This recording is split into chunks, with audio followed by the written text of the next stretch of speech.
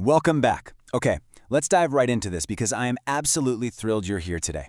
We are looking at something that honestly feels a bit like magic, but is actually pure, brilliant science. We're talking about TENS therapy. We're going to completely demystify how this little plastic box sending out electrical pulses can literally hack your nervous system to stop pain. It's a fascinating look at the exact intersection where hard, predictable electrical engineering meets the incredibly squishy, totally unpredictable reality of human biology. I really want you to keep this provocative question in the back of your mind as we go through this explainer. Think about it for a second. When engineers build a circuit board, they use copper wire, right? Because copper is predictable. But a TENS unit plugs directly into you. You sweat, you move around, your skin changes minute by minute. So how does an electrical device safely and effectively do its job when the circuit pathway is a living, breathing, constantly changing human body? Honestly, that is the ultimate engineering puzzle we're solving today. So, here is our quick roadmap for today. 1. What exactly is a TENS unit? 2. The physics of pain relief. 3. The human engineering challenge. 4. Rewiring the nervous system. And finally, 5. Designing the future of TENS. We're building from basic physics all the way up to biological pain relief. Okay, Section 1. What is a TENS unit? Let's cover the basics. So TENS stands for Transcutaneous Electrical Nerve Stimulation. And at its core, it's simply a non-invasive pain relief device. And the physical journey of that electricity is actually pretty straightforward. It starts with a simple battery. That raw energy moves into a control circuit where you, the user, set the parameters. Next, a pulse generator crafts that raw energy into very specific, highly controlled electrical pulses. Those travel through wires to the electrodes, those sticky pads you put on your skin. And finally, we reach step 5, which engineers call the body load. The electrical circuit is literally completed through your flesh. You become an actual physical component in the machine's circuitry. Moving right along to Section 2, the physics of pain relief. Everything, and I mean everything here, starts with voltage. Voltage is the electric potential difference. Think of it kind of like electrical pressure. When a TENS unit applies voltage between two electrode pads on your skin, those pads are basically sitting at different electric potentials. This difference, this push, is the fundamental force that creates a working electric field right through your skin and into the tissue underneath. And that brings us to a strict physical rule that biomedical engineers absolutely have to negotiate with. The equation is E roughly equals V divided by D. Let's translate those variables in a practical reality, because it's pretty cool. E is the electric field strength. V is the applied voltage, and D is the distance between the electrodes. So this simple equation tells us exactly why pad placement is absolutely crucial. If you move the sticky pads further apart, the D value increases, and your electric field strength drops. If you move them closer together, the field concentrates. So by simply adjusting where the pads sit on your skin, you're fundamentally changing the physical shape and the strength of the medical treatment happening inside your tissue. Section 3. The Human Engineering Challenge. Now, you might actually remember Ohm's law from high school physics. I equals V over R. Current equals voltage divided by resistance. In ideal circuit theory, it's perfectly predictable. If you know the voltage and you know the resistance of your component, you know exactly how much current is going to flow. Simple, right? Well, now what's really interesting about this is what completely shatters that ideal theory. The human body is not a fixed resistor, not even close. In a TENS setup, your skin and tissue act as the resistor, or more accurately, the impedance. But if your skin gets sweaty, the impedance suddenly drops. If the pad lifts up even slightly, the impedance spikes. Plus, inside the metal wires of the device, current is carried by electrons. But once that energy hits your skin, those electrons have to transfer their charge to the fluids in your body.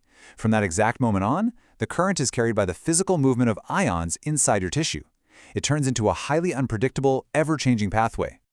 And all that unpredictability introduces another major physical limitation, defined by this equation, J equals I over A. And this brilliantly illustrates why comfort and safety are hardcore engineering problems, not just minor user preferences. Current density, that's J, is the total current divided by the effective contact area of the pad. So imagine an electrode pad starts to peel off your skin.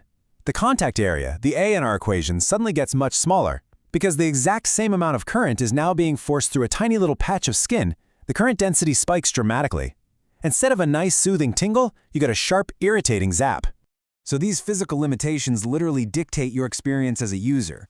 A changing skin impedance means the current fluctuates, which gives you inconsistent stimulation. Poor pad contact creates that high current density we just talked about, leading to a sharp, stinging feeling. And if the electrodes dry out, well, the impedance shoots way up, the current can barely penetrate, and you get weak, basically useless stimulation. The machine is in a constant battle, having to fight the chaotic nature of the human body. Let's move to Section 4 and see how this builds into real biological results. Rewiring the nervous system. Okay, so you've successfully managed to control the current. But what is it actually doing to your nerves? Clinically speaking, there are two main approaches here. Conventional TENS uses high frequency but low intensity. It feels like a strong, comfortable buzzing, and it specifically targets your large A-beta sensory nerve fibers. On the flip side, we have acupuncture-like TENS. This uses low frequency but high intensity, high enough to actually cause little muscle twitches. And this targets entirely different smaller nerve fibers, your A-delta and C fibers. Just by changing the electrical input, we can dictate exactly which biological wires we activate. So, the crucial point is how this ties into the gate control theory.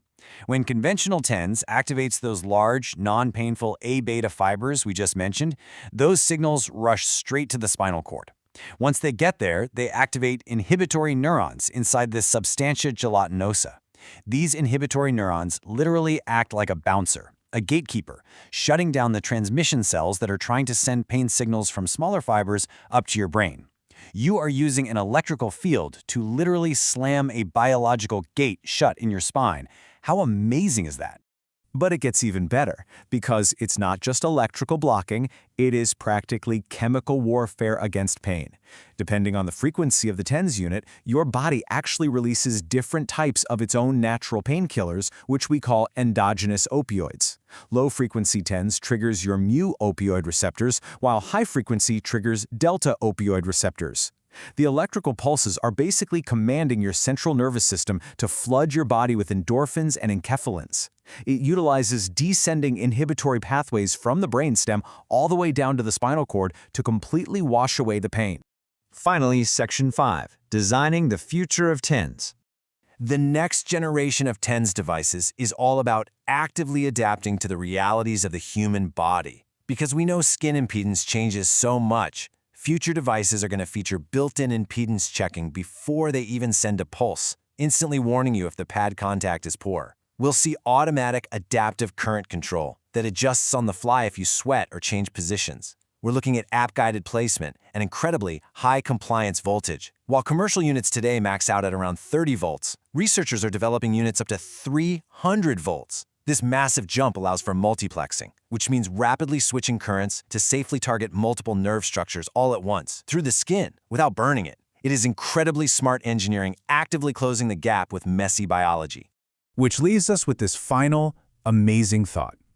We've seen how a few fundamental equations concerning voltage and current density can be used to literally close pain gates in the spine and even trigger the release of our body's own natural painkillers. So, as our bioengineering technology gets smarter, more adaptive, and more responsive to our changing physical states, what other biological pathways can we engineer to heal ourselves? The intersection of physics and human anatomy is really just getting started, and I, for one, absolutely cannot wait to see what we build next. Thanks so much for joining me on this explainer, and keep learning.